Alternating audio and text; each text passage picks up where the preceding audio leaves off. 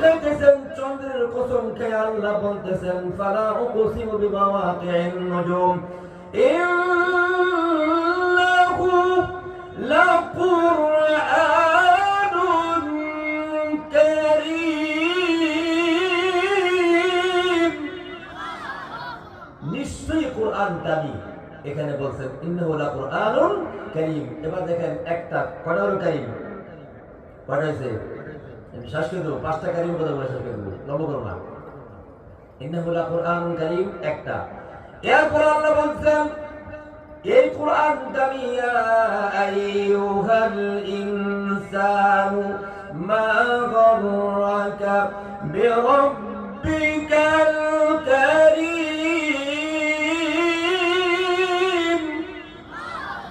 এখানে আল্লাহ বলছেন বিরাব্বিকাল কারীম, আল্লাহু কারীম। যে আল্লাহ কোরআন পাঠিয়েছেন সে আল্লাহ কারীম। কোরআন পাঠিয়েছেন, কোরআন এটাও কারীম। এবার আল্লাহ পাক যার কাছে পাঠাইছেন, কার কাছে পাঠাইছেন? আমাদের নবী।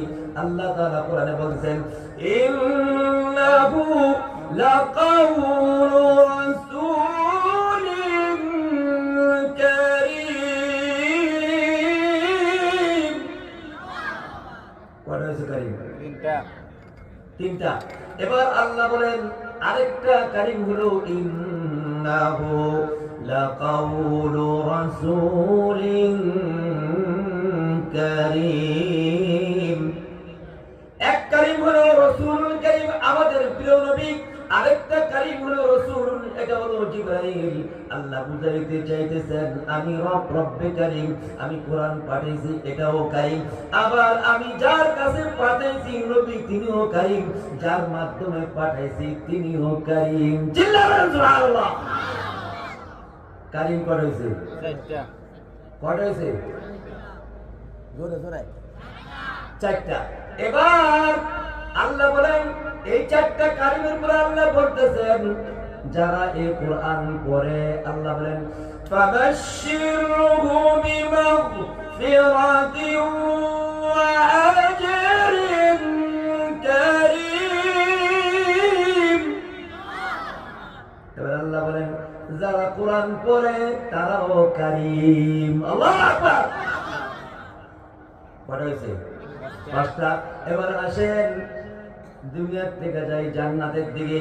এবার আল্লাহ বলেন যারা কোরআন পড়ে আমি আল্লাহ মুদখালান কারীমা, আমি আল্লাহ তাদেরকে সম্মানিত জান্নাতে প্রবেশ করাইয়া দিব। এবার দেখেন, এবার কোরআন যারা পড়ে তারা দামি, কোরআন যার কাছে আসছে তিনি দামি, রব্বে কারীম দামি, সম্মানিত। কোরআন যিনি নিয়ে আসছেন তিনি দামি, সম্মানিত। কোরআন যারা পড়েন তিনি তারাও সম্মানিত। এবার কোরআন যারা পড়ে আল্লাহ বলেন আমি আল্লাহ তাদেরকে সম্মানিত রিজিক দান করে দেই। সম্মানিত রিজিক। কি রিজিক?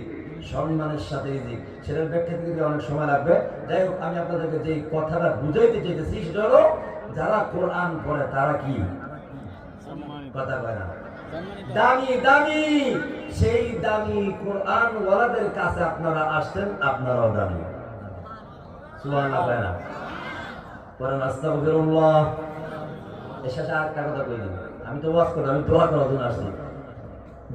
দুইটা সময়, সকালে আর সন্ধ্যায় কিছু সময় আল্লাহকে দিবেন।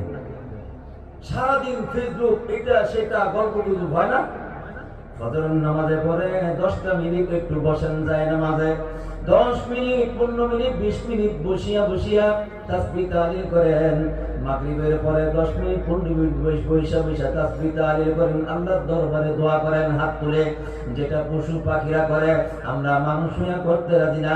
মাগরিবের নামাজ শেষ, সালাম ফিরিয়া সুন্নত পড়া শেষ, বিদায়, আর কোনো কাজ নাই। ফজরের নামাজও পড়ে, কিন্তু নামাজের পরে অনেক গুরুত্বপূর্ণ তাসবিহ তাহলিল আছে। ওই ফজরের নামাজের পরে 10 মিনিট 15 মিনিট 20 মিনিট বসিয়া বসিয়া আল্লাহর তাসবিহ তাহলিল করবেন, আল্লাহর কাছে দোয়া করবেন। মাগরিবের পরে আল্লাহর তাসবিহ তাহলিল করবেন, দোয়া করবেন। এতে করে আপনার জীবনকে সুন্দর বানায় দিবে কে? বিশ্বাস করেন, আল্লাহর কসম করে বলতেছি, এই আমলটা কইরা দেখেন। ফজরের পরে যায় নামাজ থেকে উঠবেন না, তাসবিহ তাহলিল করবেন, তারপরে দোয়া করবেন। মাগরিবের পরে যায় নামাজ থেকে উঠবেন না, তাসবিহ তাহলিল করবেন, দোয়া করবেন, তারপরে উঠবেন।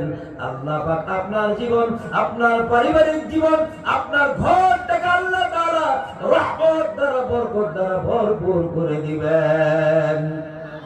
বলেন আস্তাগফিরুল্লাহ। استغفر الله الذي لا اله الا هو الحي القيوم واتوب اليه لا حول ولا قوه الا بالله العلي العظيم. الحمد لله رب العالمين والصلاه والسلام على سيدنا محمد وعلى اله واصحابه اجمعين. اللهم اغفر لنا ذنوبنا كلها دقها وجلها وأولها وآخرها وعلانيتها وسرها وكل ذلك عندنا يا ذا الجلال والإكرام.